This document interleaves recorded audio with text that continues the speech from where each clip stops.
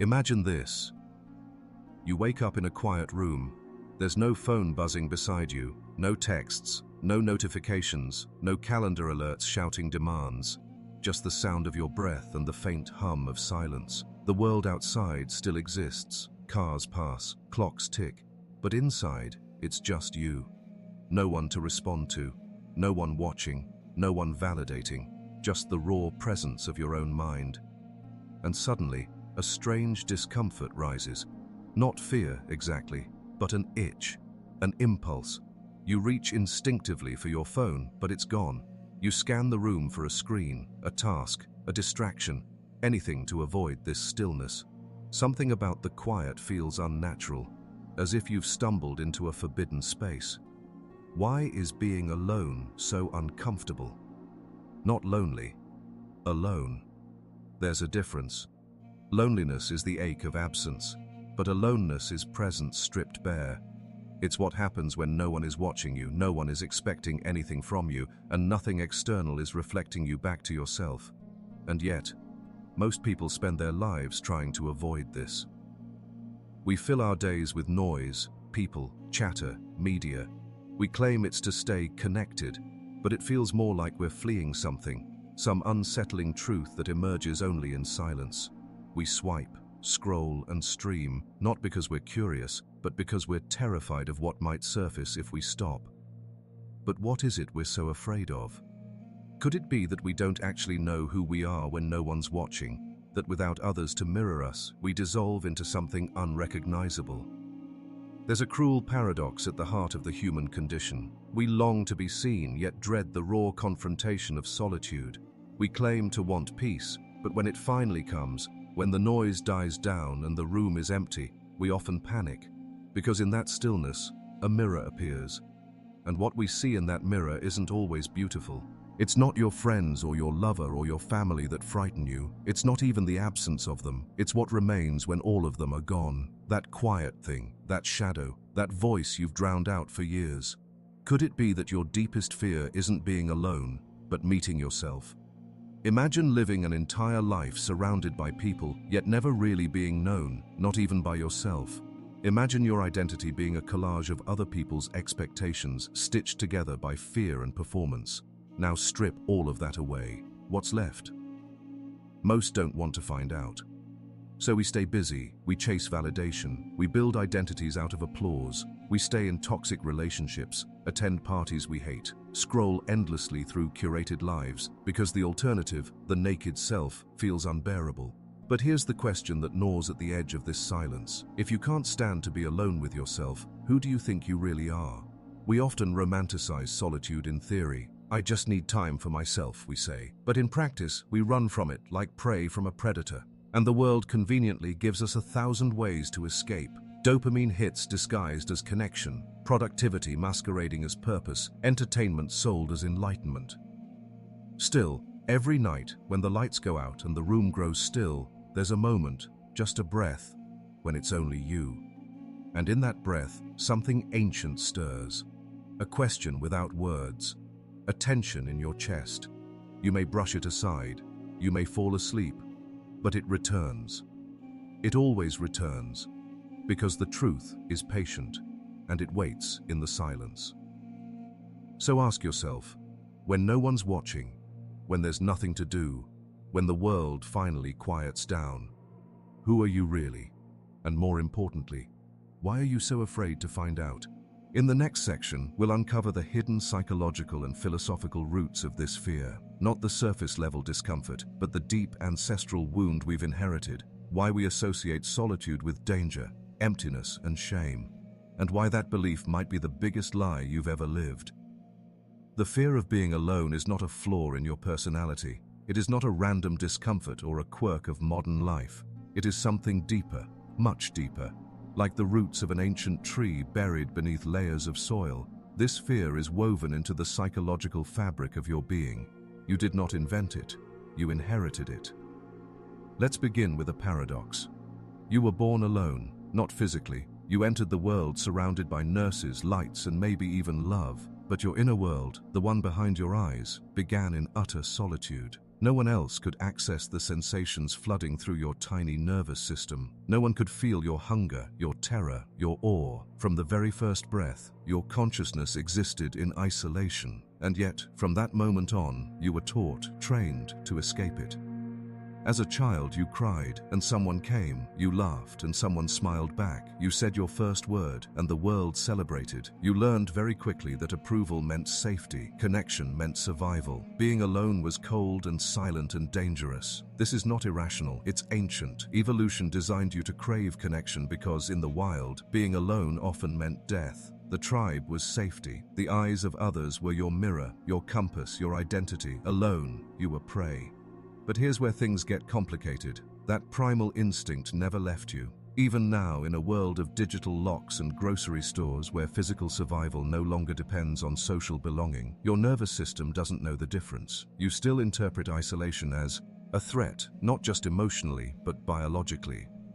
Carl Jung once wrote, "Loneliness does not come from having no people around you, but from being unable to communicate the things that seem important to you." In other words, it's not physical solitude that wounds us, it's the severance from meaningful mirrors, those who reflect our inner world with understanding. But here lies the trap. If your only mirror is the external world, what happens when that mirror is warped? What if the reflections you receive are built on superficiality, performance, and projection? You begin to distrust your own reflection. You begin to perform rather than express. You build an identity from the outside in, not the inside out. And over time, something subtle but catastrophic happens. You lose touch with the you beneath the masks. Think of all the labels you carry: friend, employee, partner, achiever, nice person, smart person, funny person, attractive, successful, broken. These are not truths. These are social echoes, constructs reflected back to you over time, polished and rehearsed until they become you. But they aren't you. And when you are alone, truly alone, all those reflections vanish. The applause stops. The roles fall away.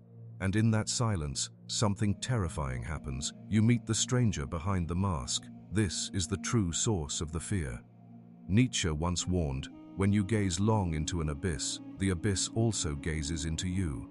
Aloneness is that abyss, not because it's empty, but because it is full of the things you've spent your life avoiding: doubt, shame, regret, rage, longing, forgotten dreams, the self beneath the social self. Solitude strips away the social armor, and what it reveals is not always pretty. It might be a neglected inner child. It might be a voice you've silenced for decades. It might be an emptiness you've tried to fill with productivity, relate, iron ships, or spiritual bypassing. But there it is, waiting in the quiet. Arthur Schopenhauer believed that much of human suffering comes not from pain itself, but from the restlessness of the human will, the constant striving, reaching, hungering. He called solitude the only state in which we could touch something deeper than desire, and yet most flee from it as if it were fire, because in solitude your desires are exposed, not fulfilled, just exposed. You see the things you've been chasing and realize they might not save you. You feel the loneliness beneath the performance. You notice the fragility of your identity. This isn't depression, it's truth. And truth, when unprepared, feels like death. But society doesn't make this easier. In fact, it reinforces the fear. You are praised for being social, outgoing, well-connected. You are sold connection in the form of likes and follows, community as a subscription model. Silence is marketed as emptiness. Stillness is mistaken for stagnation. Those who seek solitude are often called loners, weirdos, even narcissists. Jean-Paul Sartre once wrote, "Hell is other people." But he wasn't advocating misanthropy. He was pointing to a deeper dilemma, the way we are trapped by the gaze of others. We shape ourselves not to be free, but to be acceptable, and in doing so, we become prisoners of visibility. Solitude then becomes the only space where true freedom is possible, and yet it terrifies us. Because freedom demands responsibility, responsibility demands honesty, and honesty requires the courage to face the self, unmasked. Most don't make it that far. They run. They reattach themselves to noise, to people, to ideology. They chase validation. They call it love. They call it meaning. But deep down, a silent voice whispers, you're still hiding, still running, still afraid. But afraid of what? Not of dying alone, not of being unloved, not even of feeling empty. No, the real fear is truer, more intimate. You are afraid of finding out that beneath all the noise, all the roles, all the beautiful distractions, you are not who you thought you were. And if that's true, if everything you've built was constructed to avoid that confrontation, then what happens when the scaffolding finally collapses? What remains? In the next section, we'll uncover the devastating and invisible consequences of this avoidance, not just for your personal growth, but for society itself. Because the cost of running from yourself isn't just personal, it's collective. Entire cultures are built on the avoidance of solitude, and the result? A world full of people who have never truly met themselves, projecting their pain outward, seeking wholeness in all the wrong places. You might think the fear of being alone is just a personal struggle, a psychological quirk, a background ache in your emotional landscape. But what if it isn't? What if it's the very foundation of modern society's dysfunction? Because when you zoom out, the consequences of this fear become horrifyingly clear. Not only does it erode your individual well-being, but it quietly shapes entire systems, relationships, politics, technology, and even the way we understand reality itself. What happens to a world where no one wants to be alone? It becomes a world addicted to distraction. Let's begin with the most immediate result: attention. You cannot sit still. You cannot focus. You cannot read a page without checking your phone. Your mind, conditioned by a world that feeds on your discomfort with solitude, now splits itself 100 different ways just to avoid presence. Every app, every platform, every ping is a response to your silent terror. These technologies don't just offer entertainment, they offer escape. From what? From yourself. A study from the University of Virginia once found that many participants, when left alone in a room without devices or distractions, chose to administer mild electric shocks to themselves rather than sit in silence. Pain was preferable to presence. Let that sink in. We have become so alienated from solitude that discomfort feels safer than stillness. And this has consequences far beyond a shortened attention span. It fractures identity. It makes deep thought feel threatening. It trains the brain to seek noise, not clarity. And when millions live like this, the world becomes a mirror of our collective avoidance. Relationships begin to suffer because we don't know who we are when we're alone. We look to others to complete us. Romantic partners become emotional crutches. Friends become validation machines. We aren't sharing our lives. We're outsourcing our identity. We date not to connect, but to escape ourselves. This is why relationships feel so hollow, why people feel lonely even when they're not alone. Because connection without solitude is dependency. It's not intimacy, it's merging. And merging always leads to resentment, because no one else can carry the weight of the self you're afraid to meet. So we ghost, we cheat, we scroll, we look elsewhere, constantly searching for the right person who will finally make us feel whole. But the real void is inside, and no one else can fill it. Creativity also suffers. How can you create anything meaningful when your thoughts are scattered across 20 screens? Solitude is the birthplace of all true art, all original thought. Nietzsche, Kierkegaard, Woolf, Thoreau, their work came not from connection, but from confrontation with solitude. Today, instead of thinking deeply, we react instantly. Instead of forming ideas, we curate opinions. Instead of writing from the soul, we post for attention. We've replaced inner depth with outer approval.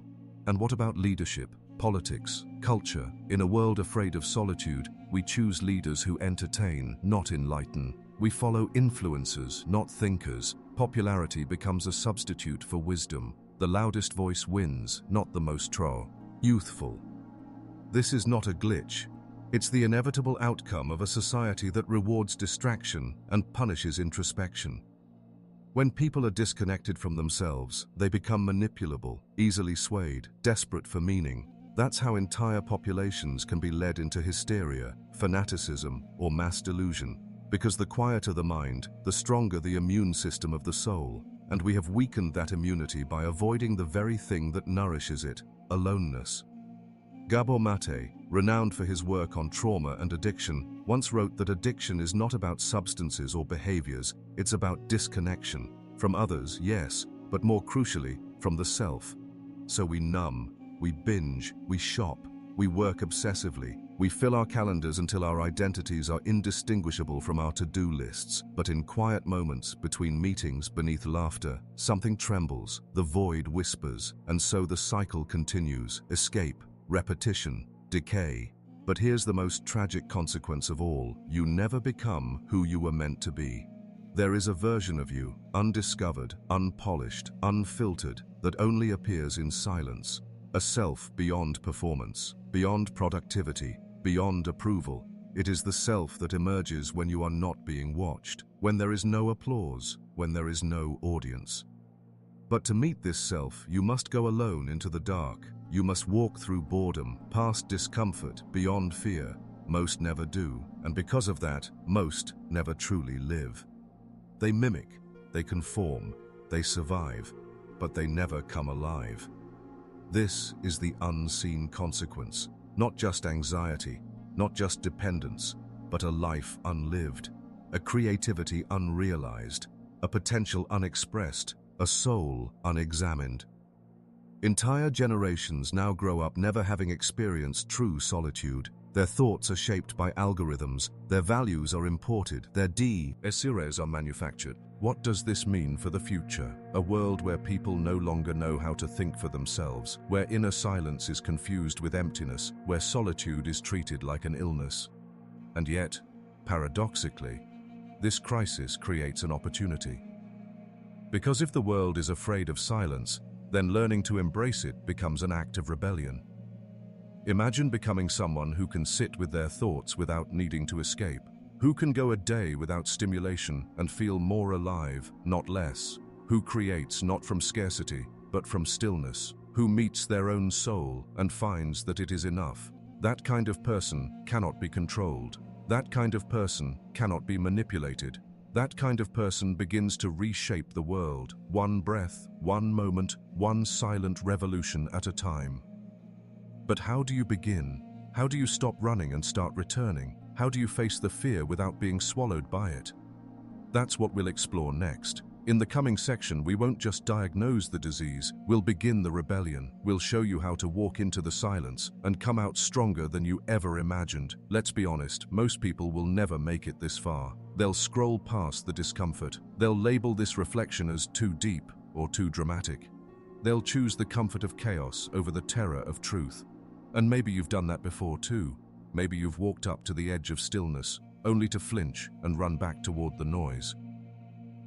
But if you're still here, reading, breathing, curious, it means something in you is ready, not to perform, not to impress, but to remember, to rebel.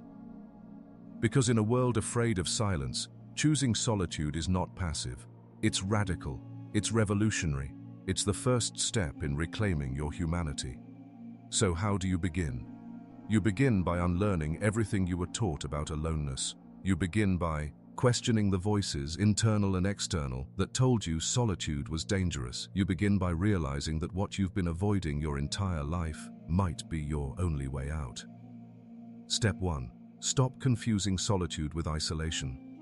Isolation is disconnection from others. Solitude is reconnection with yourself. The modern world has made solitude look like exile. If you're alone, something's wrong with you. You must not be lovable. You must not be successful. This is not truth. This is cultural programming. You were never meant to be always available, always busy, always seen.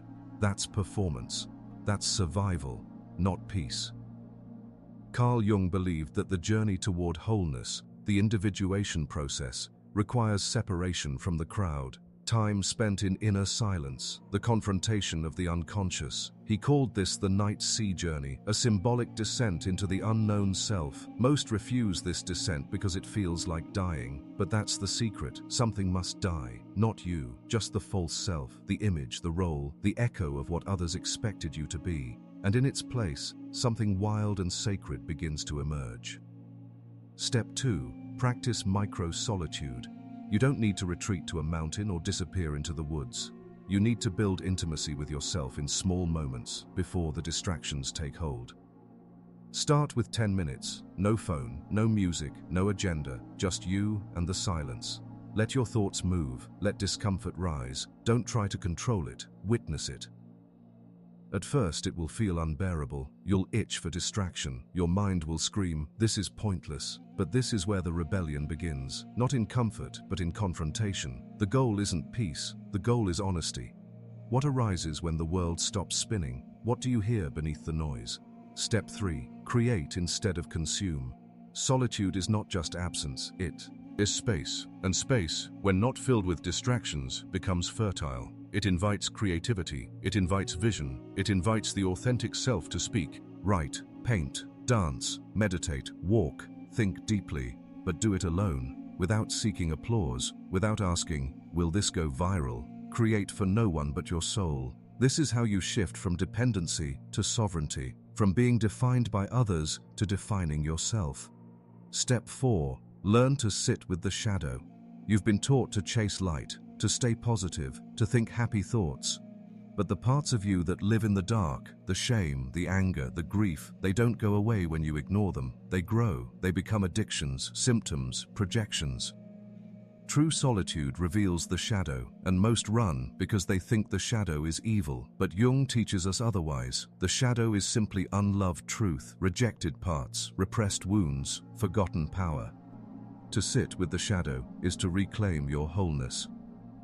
When you feel discomfort in solitude, ask, "What am I trying not to feel?" When you feel shame rise, ask, "Who told me this part of me wasn't welcome?" And when silence feels like death, ask, "What old version of me is trying to survive by staying loud?" This is the rebellion, not self-improvement, but self-remembrance. Not becoming someone new, but daring to meet who you've always been. Step 5. Protect your solitude like sacred ground. This world will not make it easy. It will try to pull you back with every trick in the book. FOMO, urgency, guilt. People will call you distant, lazy, selfish. But understand, that's what the system says to anyone who stops participating in its madness. You must guard your solitude, not as escape, but as sanctuary. This is where the real work happens. The integration, the listening, the rebuilding of trust with yourself. And over time, something subtle begins to shift.